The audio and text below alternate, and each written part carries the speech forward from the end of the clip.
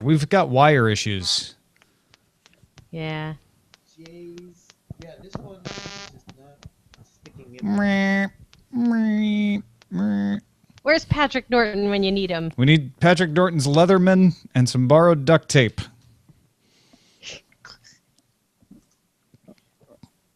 By the way, we're live on video, Justin. That was a great day. All right. Good job, guys. See you later. All right. Thanks, Jenny. See you, Thanks, Jenny. Coach. Good Ready? job. Good job. Good job by you. Everybody wins. Here we go. Daily Tech News Show is brought to you by me. You're welcome. But it's also brought to you by over 4,000 other people who also find some value in it every day. If you listen for the next 30 minutes and get even a little bit of value out of it yourself, consider going to patreon.com and searching for Daily Tech News Show and giving some value back. Now roll that beautiful theme music. This is the Daily Tech News for Thursday, January 8th, 2015. I'm Tom Merritt, joined by Justin Robert Young. Justin, CES is still going on. Do you think anyone knows? Is that an existential question? Like, if CES stops being relevant and If the bloggers all leave on the last day, does anyone know? Yeah. I don't know. It's that weird day at CES. CES Day 3 is always the day that the show is still going on. The exhibitors are still out there. There's a little bit of news trickling out of it, but the press has been there since Sunday, so they've packed up and left. We've got a few things coming out of that. In fact, we've got a great listener question based on CES coming up. But would you like to do some headlines, sir? Indeed, I would. Well, let's do that then. Bloomberg reports StatCounter reports that Google's U.S. search market share dropped to 75.2% in December. That's down from 79.3% a year ago, so down around 4 points. And Google's lowest search market share since 2009. Yahoo's market share rose to 10.4%. The likely culprit of this is Firefox's switch to Yahoo as its default search engine, which started December 1st. Reuters reports Sony will delay the scheduled January 11th release of the PlayStation 4 in China due to various factors. Sources from Sony in China told Reuters negotiations with Chinese authorities were part of the reason for the delay. A ban on game console sales was partially lifted in China last year, but strict rules about what kind of games can be sold still exist. So, yeah, it's probably a struggle over what they can release, and they'd rather release with the strongest set of games as possible than release. Turns out it's complicated to deal with the Chinese government. Sometimes. They invented bureaucracy, after all. Yes. Apple posted today that it has created 1.03 million jobs in the U.S., and revenues generated through the App Store have risen 50% in 2014. Now, the price of those iOS apps is about to rise, too, but the developers won't see a cut of that. The Next Web notes Apple sent a reminder to developers in Canada, Europe, and Norway that prices will rise in those app stores due to an increase in VAT. That's the value-added tax in the EU, and an increase or a change in exchange rates. That's the effect for Canada and Norway. Apple also said prices would change in Russia, though they didn't say which direction, and prices in Iceland will drop. So, man, I'm buying my apps from Iceland from now on. Indeed, the land of the ice and snow. GigaOM reports that during Audi's connected car demo at CES yesterday, a smartwatch was used to call a self-driving car to the stage. Here's where it gets interesting, though. Some members of the media noticed that the watch looked different than anything they'd seen before. Turns out it was a prototype for an LG smartwatch running WebOS. Both Android Central and The Verge have good videos where you can watch the interface. The watch could be ready by 2016. Yeah, it was a cool looking watch. I mean, the icons look like Apple Watch kind of icons. They look like Android Wear kind of icons. It was a little laggy here and there, but a way early prototype. Kind of interesting to see WebOS. An interesting path that WebOS has taken, right? Like it has always kind of been this underdog operating system that continues to stay relevant. And LG obviously wanting someone to notice, right? If this is WebOS under wraps, the people come over to do videos get turned away. Let's be honest. The Verge does not get a video of this. This is LG showing a little skirt, and seeing if anybody notices. I think they hired somebody to stand in the back of the room and yell, "Is that a WebOS watch?" Wait a minute, isn't that a WebOS device? And everyone else is just like, I don't know, I'm hungry, I'm going to the buffet. To each other, is it a WebOS? It's a WebOS. It's a WebOS. Bunch of shills. The Verge reports that the Line messaging app is launching a taxi service in Tokyo and thus going head-to-head with Uber. From the Line app, users will be able to call a cab from Nihon Katsu, one of Japan's largest cab companies, and then use Line Pay for the transaction. Uber fully launched in Tokyo in March, and British app Halo operates in Tokyo and Osaka, but that's the only app competitors, for the most part, that Line has. So partner up with a big cab company like this, get really good coverage, according to the Verge story, could be a winner for Line. Certainly so, and it's the kind of innovation that I think most people would have wanted from cab companies over the last few years. Different ways that you can integrate and pay for the service. That's all we have ever asked for with cabs, and it is the frustration with that that's led to Uber being as successful as it is. Yeah, make a car show up quickly, reasonably quickly, and make it easy for me to pay for it. Those are the two things. Those are the two advantages that Lyft and Uber and all of those companies have. You got to wonder whether or not Lyft or Uber in America would want to make a deal with something like Snapchat, which has made a real big push into the mobile payment market. Yeah, or WhatsApp. Yep. Facebook will call you a cab, right? Yeah. You're a cab. Oh, French streaming service Deezer acquired Move Music from AT&T's Cricket. Furthermore, Deezer will partner with AT&T to sell Deezer music services to Cricket subscribers. Deezer gets Move user data, including playlists and songs, and the 2 million Move customers gets 45 free days of Deezer, after which it would have to pay $6 a month, and thus ends the most utteration of the word Deezer in one headline. Hey, we already told you Netflix denied changing how they treat VPNs, but CNET has a quote from Netflix's chief product officer, Neil Hunt, that may shed a little light on the subject. Hunt said, quote, "On the Android app, we added a failsafe so that if DNS times out, we fail back to Google DNS. That could explain users reporting that they were forced, in their words, to use Google DNS on Android instead of DNS unblockers. It may be that they simply saw the unblocker as a timeout and fell back to Google DNS. You can argue all day long whether that's done on purpose or not, but Netflix is repeating over and over, we haven't changed anything regarding our policies regarding VPNs. It shows you how big Netflix is, that these stories seem to pop up every once in a while where you watch Netflix traffic and people show some very small set of data and then point to the larger issue that is Netflix, whether or not it's proven true or not. Yeah, exactly. It's a small change, but it affects so many people, even though it's a small percentage of Netflix's audience, because Netflix has such a huge audience. Makes perfect sense. All right, Tom, the game is Heads Up Limit Texas Hold'em. Fixed number of bets, all a fixed value. The question, can you create a set of strategies for your computer to ensure Nash equilibrium is reached?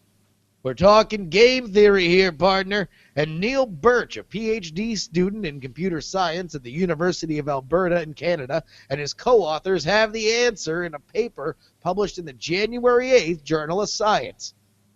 Ping!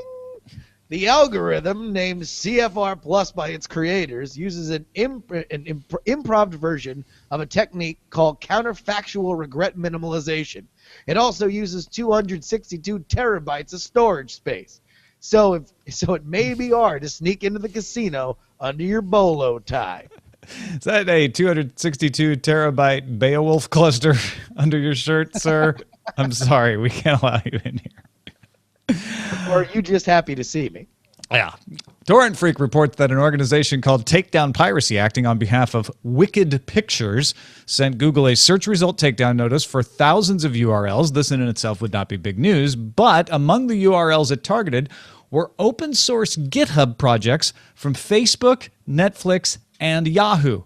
Facebook's Rebound Java library for Spring Physics suffered because Wicked has a movie called Rebound, starring Stormy Daniels. Netflix's workflow visualization tool Lipstick conflicted with the movie that uses that word in its title, and Yahoo's responsive CSS modules called Pure conflicted with the movie Impure Hunger. All 3 projects and many more at GitHub were delisted from Google search because of these requests. Or at least a friend told me that A friend told me they were delisted. No, you could look for CSS projects on GitHub on Google. That's not embarrassing. No. Yet. No. It's perfectly normal. Perfectly natural. Time for some news from you. These come from our folks on the subreddit, dailytechnewsshow.reddit.com. Get in there and join them.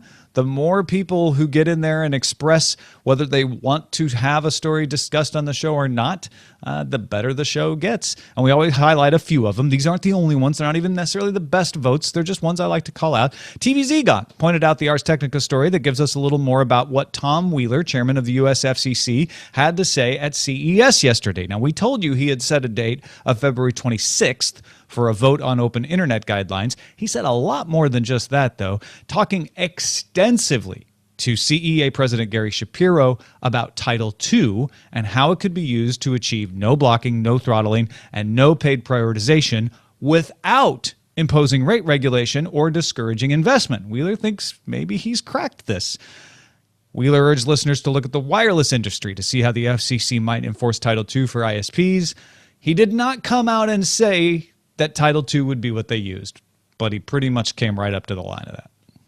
This seems like Tom Wheeler just sort of putting on his American flag helmet and his white jumpsuit and attempting the Evel Knievel jump of something that will not infuriate the public and not lead to an endless lawsuit brigade from the ISPs, right? I so want to see that Photoshop because, yes, that is exactly what he's doing. He's like, look at me. I'm going to take the attention, and I'm going to make this impossible thing happen.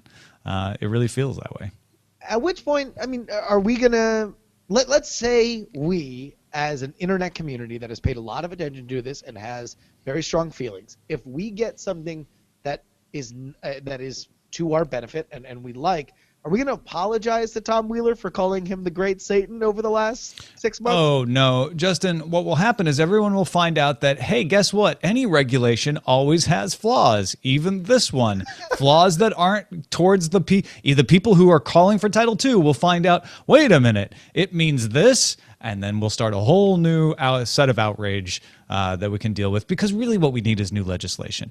It is kind of, at this point, a necessary step for this to happen, for the FCC to put in some kind of regulation that at least most people don't absolutely hate, that they can at least get, passed, and then see what happens next. Either a new FCC chairman comes in down the road after the next president is elected and just overturns it, or maybe it starts some motivation to begin the process of drafting a bill that pertains directly to the internet. So, long story short, I can renew my domain, TomWheelerIsTheGreatSatan.biz. Sure. Yeah. No, that's the beauty of our free internet right now. SB Sheridan sent us the Variety report that famed astrophysicist Neil deGrasse Tyson will host the National Geographic Channel's first ever late-night show. The show will be called Star Talk and will premiere in April. Tyson is almost definitely the first astrophysicist to host a late-night talk show. You really will see the stars on that show, Justin. Star Fury Zeta. Yes. Sorry. Star Fury Zeta called our attention to the ZDNet story about touch-sensitive and transparent carbon nanobud, or CNB, films from Finnish nanotechnology company Canatu. Unlike metallic nanowires and metal meshes, Canatu claims CNBs are 100% stretchable and perform better in sunlight viewing. The material can be used to add a touch-sensitive display to almost any surface, although the screen size is limited to 15 inches or less. First wearable devices using CNB films for touch sensors are scheduled to be released next spring. If you like it, you ought to put a touch-sensitive screen on it. That's what I think. And that's a look at the headlines.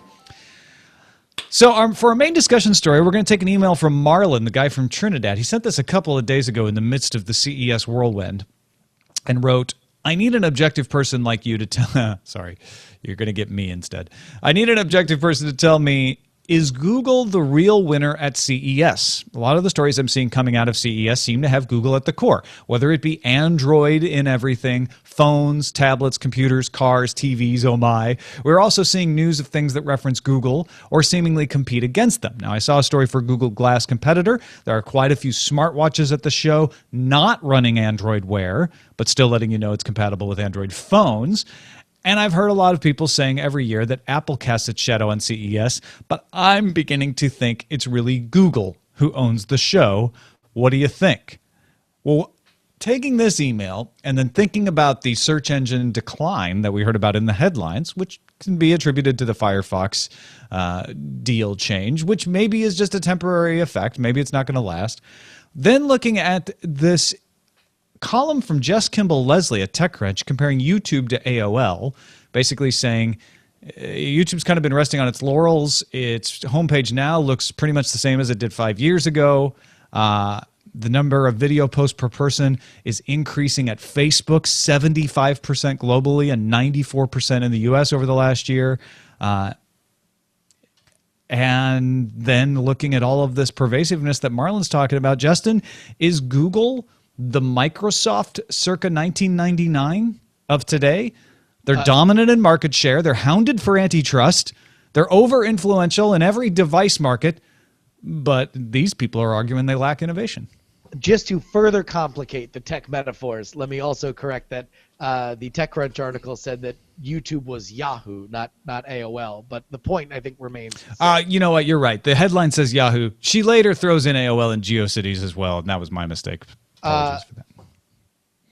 If we're looking at Android, and Marlon is absolutely right, you hear a lot about Android, but Google long ago made the trade that Android was going to be free because the more places that they could control pathways to the Google search engine, the more they could directly see a benefit by way of AdWords. That was the strategy. However, if you are watching Google lose search traction while Android does continue to thrive, you have to begin to wonder whether or not that is a strategy that is paying off. Now, Google's search dominance is so vast that it's hard to point to one thing and say that that had an effect on it, although the Firefox thing is a good starting point. But,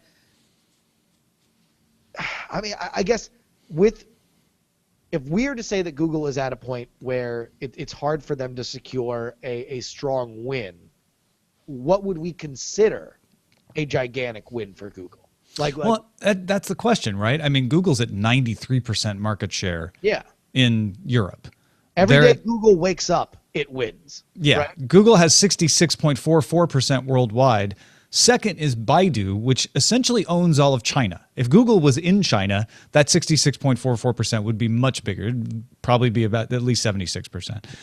Then Bing, then Yahoo, and then a slurry of small percentages. Turns out working with the Chinese government is kind of hard.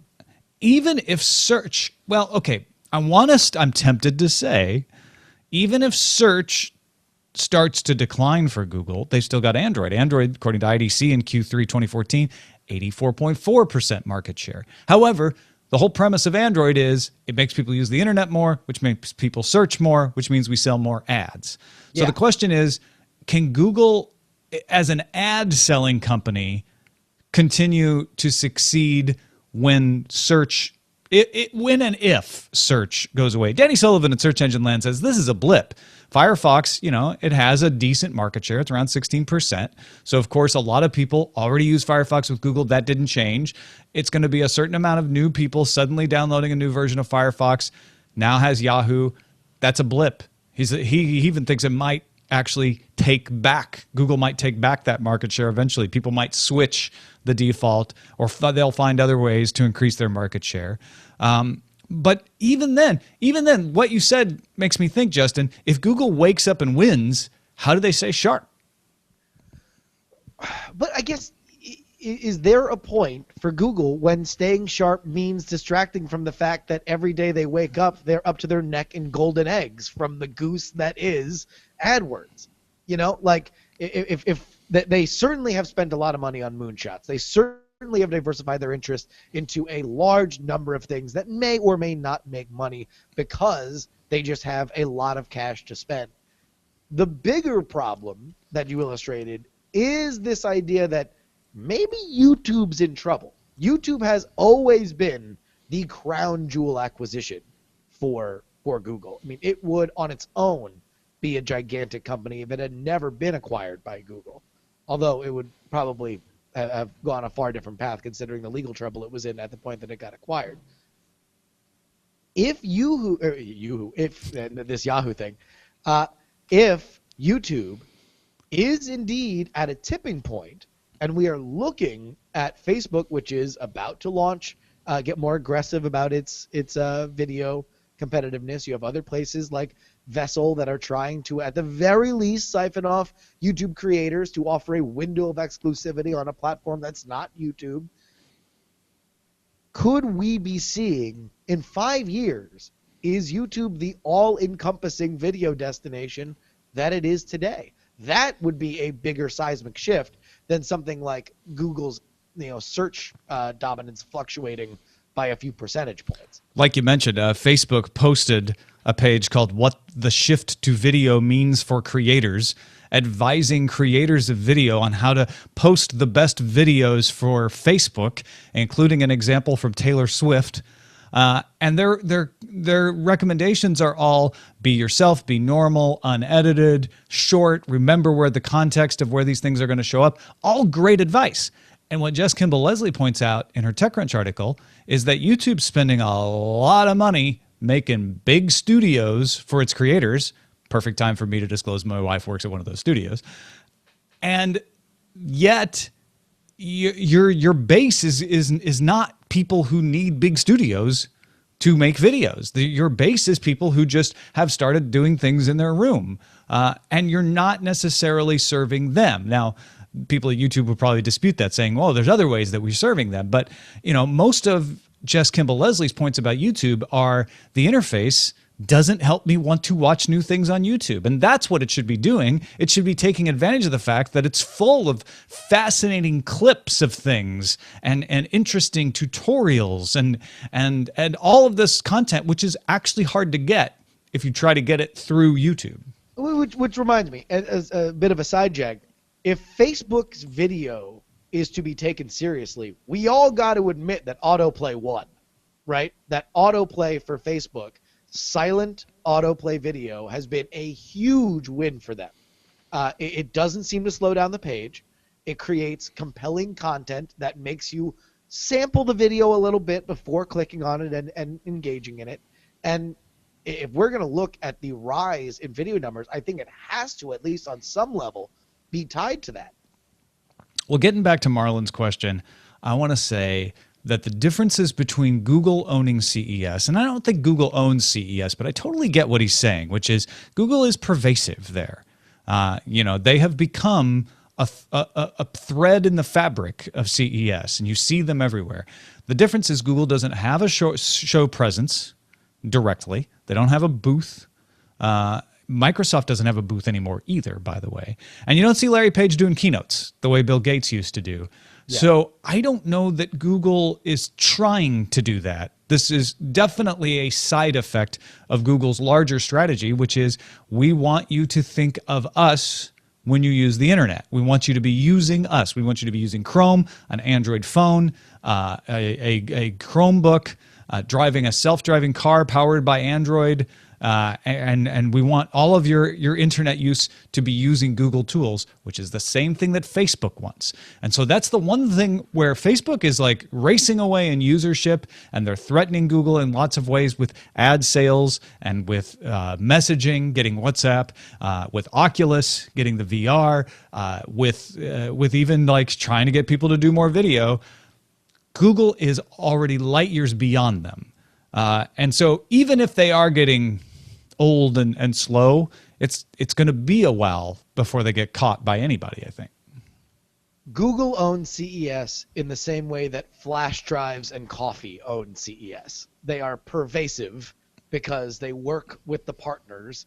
Flash drives are swag, coffee fills the bodies of attendees and journalists, but it's not like they themselves are the story. People talk about Google because Google is a partner to many, many, many, many people, and especially with initiatives like Android, which again is free. You can build a platform with Android for less than you can build it with Windows, or you can't build something with iOS, or at least you have to fit into very specific partner programs for Apple. It is pervasive, but I agree with you. It's hard to say that they really dominated anything because they're not making an effort themselves to do it. Yeah, I feel like with Microsoft, I always felt like, they're keeping good things from happening. They're using their power, and maybe not even intentionally, and they're elbowing out other things. I don't feel that way about Google. My ickiness with Google is they want to know too much about me. I don't feel comfortable having my entire life going through them, and I think that's the thing that could be the Achilles heel for them. Well, and really the back end of that question is, it's not necessarily that they want to know, it's that I don't trust them with the information, and I don't trust that they have my best interests at heart when it comes to making a decision that might be best for them, but isn't exactly best for me. All right, let's get to our pick of the day. It comes from TechnoSquid, and I couldn't be happier with it. His pick is SarahLane.com and Thurrott.com. These are both friends of mine. They're great talents in podcasting and journalism. And on Wednesday, both of them announced new projects. Sarah Lane is going to TechCrunch to head up their video, be executive producer of video there. And Paul Thurrott is launching a new news website at Thurrott.com, THURROTT.com. So congratulations to both of them. Good picks, TechnoSquid. If you don't know either of these folks, check them out. Of course, SarahLane.com is just going to tell you about Sarah Lane. You'll want to keep an eye on TechCrunch video to see the effects of this. Thurrott.com, though, has it coming soon. You can sign up for alerts there, and I keep an eye out for that as well. I'm really glad that someone's covering that brand new upstart company, Microsoft. I'll tell you, it's so funny. We were, and I forget which incarnation of everything we were on, but I think it was Daily Tech News Show. We were talking about Satya Nadella, and the question I had was, is Microsoft now the underdog? Are they the come from behind player? And I think from here on, and the reason why I would be interested, very interested to have somebody who has the background in covering Microsoft like Paul Thurrott does, is because they were a really interesting company in 2015 in a way that I don't know if they were, in the last 10 years. Yeah, Microsoft could be more interesting than Google.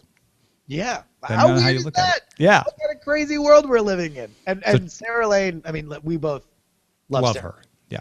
Dearly, and she is going to make a huge impact at TechCrunch. She is born for that position, and the fact that video has gotten big on these tech blogs like The Verge, I'm so excited to see her work with a budget. Send your picks to feedback at dailytechnewsshow.com. You can find my picks at dailytechnewsshow.com/picks. All right, got some messages to get to. Colin wanted to point out that the iPhone 6 and 6 Plus without the SIM included has some specs that came out after it launched. He took a look at them and pointed out, hey, guess what? This thing has TD-LTE, which allows access to 4G in Hong Kong and China. The unlocked T-Mobile version of the iPhone 6 and 6 Plus doesn't have that. Although TD-LTE is also rolling out on Sprint and in certain EU countries, it will give you better and faster 4G to these customers. So this new SIM-free model from the U.S. side of Apple is a dream for international travelers. Thanks for the tip, Colin. Good investigation. We also got some folks who pointed out that Bill Gates drinking filtered sewage water isn't new. We got an email saying Singapore is a country is less than half the size of New York.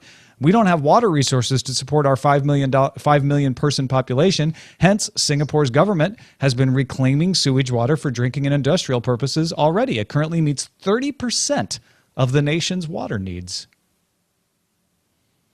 Man, so is that what's coming out of the murder lion's mouth? Yes, it is. Anyway, he says, I've been drinking reclaimed water many times, not just sips, like Bill Gates said. It's just water.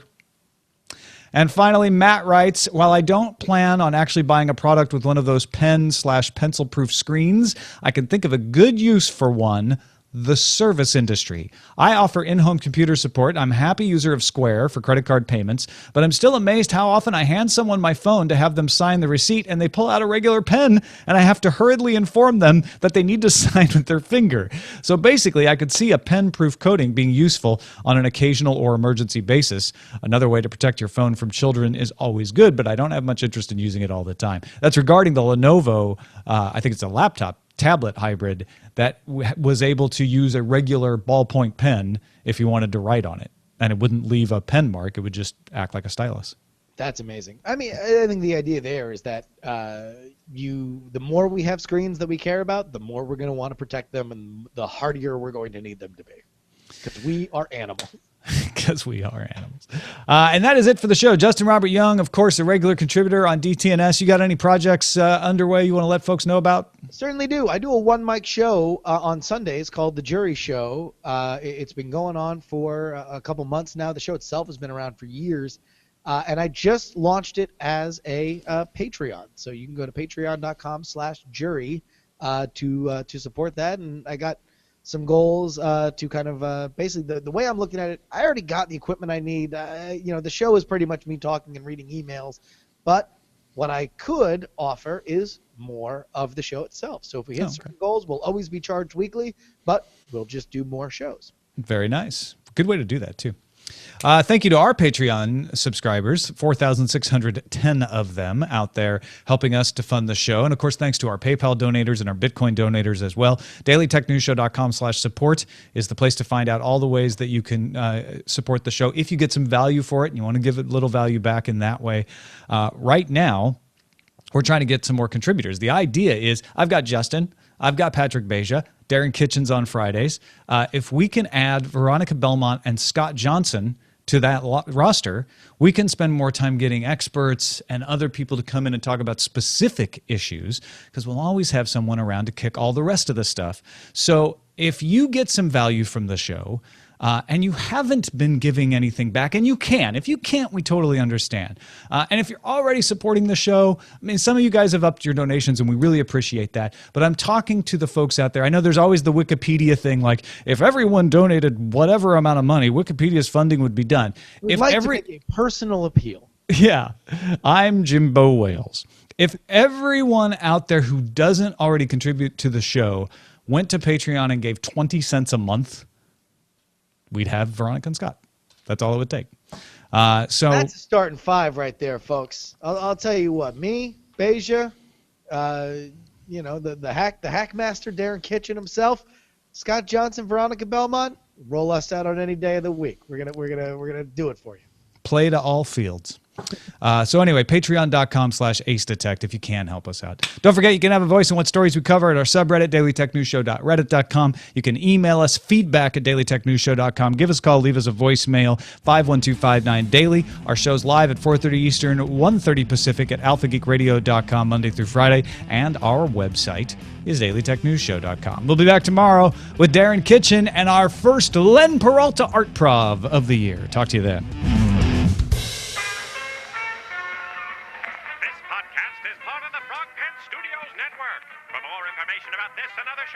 Visit frogpants.com. Audio program so good, it's like you're there. Diamond Club hopes you have enjoyed this program. Woohoo! Woo! Let me tell you, that's some tech news. Yeah. You know, for this is one of the slowest news days of the year. This kind of post CES trough. Yeah. We had a pretty good show. Yeah, a damn fine show. We can talk about the tech. Damn fine cup of show here. We put ourselves to it. All right, guys. I would love to stay around, but I got a jet. No problem, man. Peace out. Cheers. And then there were two. And only one of them had a mic that was working. And the other one was cursing off mic. Nope. I got to edit, but I will react as soon as I hear your voice. I will scream.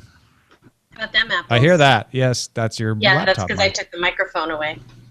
Sorry, everyone. I ordered 2 new blue icicles, so this problem should be resolved in 2 days with Amazon Prime. That's what happened. Okay. So yesterday, I'm telling this to the people watching the video, which is absolutely the wrong people to tell this to. But yesterday, some people on Pocket Cast noticed that they couldn't 2x the episode, and I had no idea why.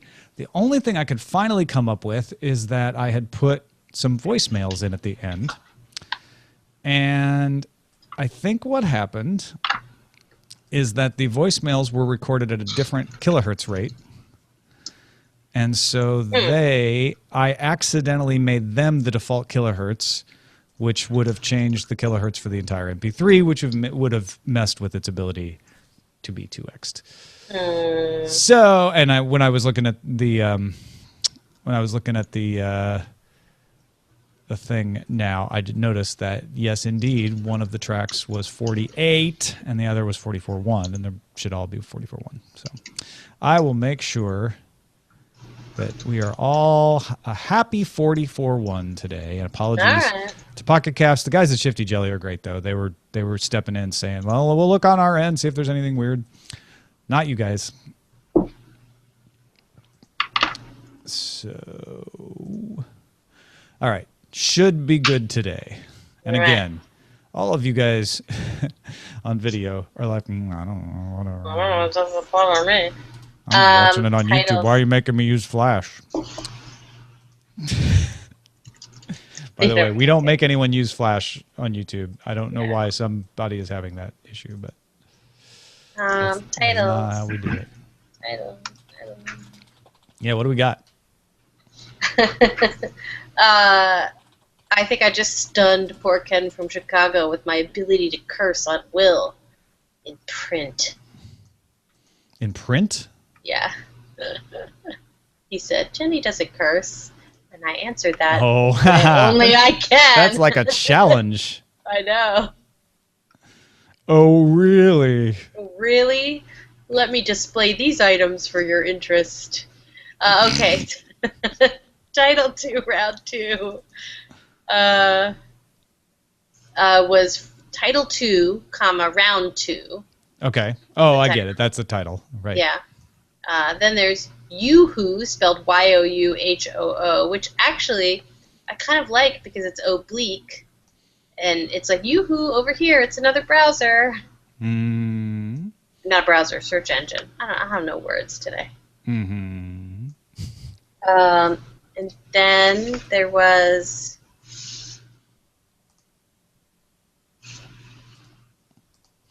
Oh my gosh, I'm going to give you a desk in like 5 minutes. Because I'm going to move over to a chair, and then you won't have to hunch. That's one of the titles? Hunch back. No, there are 2 editors in here today.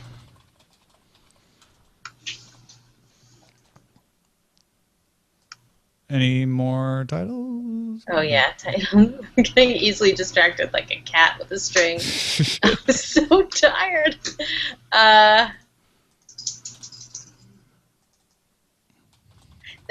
Big Jim, that is not Mr. Jenny J. That is actually Mr. Best. Oh, well, hello, Mr. Best. Brother of Mrs. Best. I'm Neil deGrasse Tyson. I live alone. I don't understand that. But That's R.L. That's an R.L. Stein joke. All right. Oh, wait. What happened to my draft? Oh, there it is. Never mind. It's fine. I had a draft description of the show that went away for a second. Okay, so that's it? That's all we got? I'm reading through What the Swift. The Shadow of Google. I like that. Title 2, Round 2, Yeah. now that I'm looking at it. If you like it, put a touch-sensitive screen on it. It's a little long. Although, I have to say, is that a 262 Beowulf cluster under your shirt? Pretty classic. Is that a 262 terabyte Beowulf cluster under your shirt, or are you just happy to see me? Some people would be very happy if that were the case. because they would use it to play games. It'd be an incredible LAN party machine. All right, I'm going 2 titles, 1 regulation. No, title 2, round 2. 2 titles, 1 commissioner. Yeah, that's right. 2 titles, 1 chairman. Oh, no, now you made me think of that. No. And I'm not going to recover. It's like mind poison. It is. Apologies.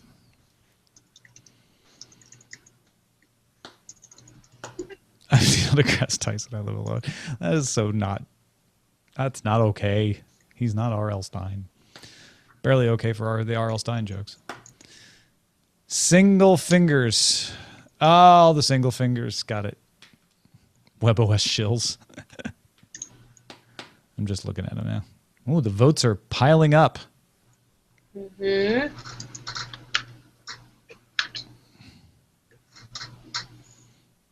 Yoo-hoo.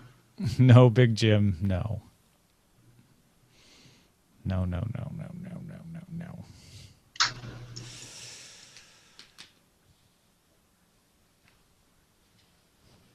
I have to go to the dentist today. I know Sorry. none of you care. That's a bummer. It should be fine. It's just the time now. I mean, my dentist appointments are usually not painful or anything. It's just sitting there uncomfortable. I have to go to sleep today, like almost immediately after the show, because I only barely made it in here to begin with. For some reason, because I'd just been talking to about the dentist when you said that, I imagined you like saying, I have to go to sleep, so I'm going to go get some ether. Yeah, that sounds great. Where do they sell ether? I'm sure someone could hook you up. Mm-hmm. You got any ether? Actually, I don't know. I don't know where you would. I don't feel think there are like any corner boys slinging ether. Melatonin would probably work just fine in my current condition. No, I have to take a nap. I have to take a floor nap here in the office because Matt is coming. We have to fix his iPhone because the thing that everybody's suing Apple about is happening to him. What's that? The thing where there is not enough storage gigabytes on the phone for like normal human activity on a phone. Oh, so he's running out of space on his phone. Yeah. Gotcha. But in such an egregiously ridiculous way that it's upsetting. Like, why would an update take 1.5 gigabytes? Come on. Oh, in other words, he wants to do an update, but he has to do it through iTunes because he doesn't have enough space on the phone to do it. Yeah. Yeah. Because you have to copy the entire update before you apply it. Yeah, That's I know. why. That's why. But there's another weird problem. Something weird has happened to Matt's phone. Like, there are weird problems. And I'm cranky about it. I saw a lot of really nice phones at CES, put it that way. And you got phone envy. I got phone in me. Like, now I'm I going to don't have to want go those get old like phones anymore. a Mophie space pack to make up for the fact that Matt listens to podcasts at the gym. Was he only have a 16 gig? Yeah, we both have the small ones. Yeah. You can't live like that. No, I know. But we were like a little poor when we bought them. And just because you're poor doesn't mean you should be able to use the phone. Well, you just shouldn't be storing anything on it. That's true. But how do you not store podcasts? You delete them as soon as you've listened to them. And if they're video, they'll take up a lot more space. No video. And then they shouldn't be. He might be just need to delete a bunch of the old ones. Is he using the actual Apple podcasting app? Yeah. Yeah, just make sure that they're deleting the old ones. Okay. It's one of the things I like about Pocket Casts and Downcast, which is why they're my faves, is as soon as you can set it so that as soon as it's done, it just gets rid of the file. Maybe I'll do that because that podcasting That might app, help. it really does. Like, and he doesn't. He won't listen. They download 20 at a time. I don't know. It's time to really pay attention. Put it that way. Yeah, that was my problem when I had the 16 gig phone. Is you have to manage it. Yeah, I don't want to manage it. It's just not enough space. Yeah. In this day and age. And then you're in stuck which we with it live. for 2 years, during which time things get even more. If you've signed the contract, which is the way Yeah. most people do, right? Yeah. You've signed the contract and you don't want to break it. You don't want to get it pay for an unlocked phone, which is ridiculously expensive. Mm-hmm. I hear you. Oh, SoundCloud. Let me leave the page. There we go.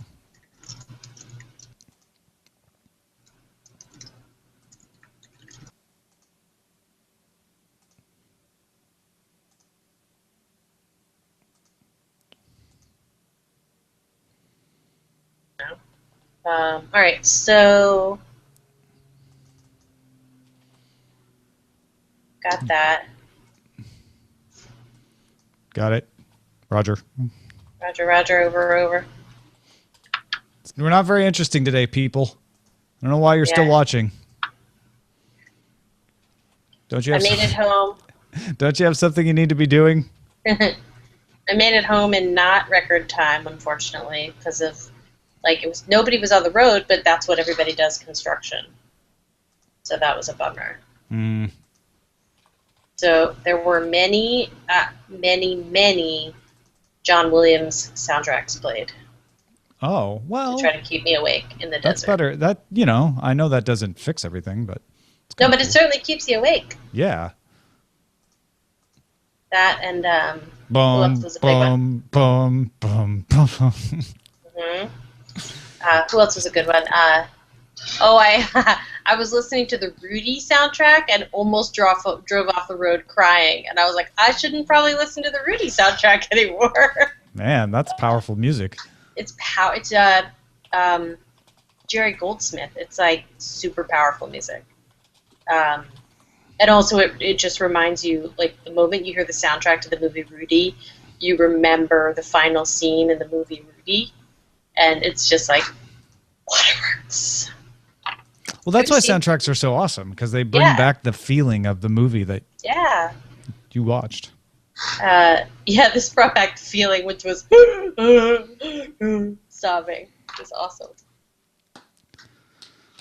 All right, well, I'm going to end our stream, even though we're not quite done. But thanks, everybody.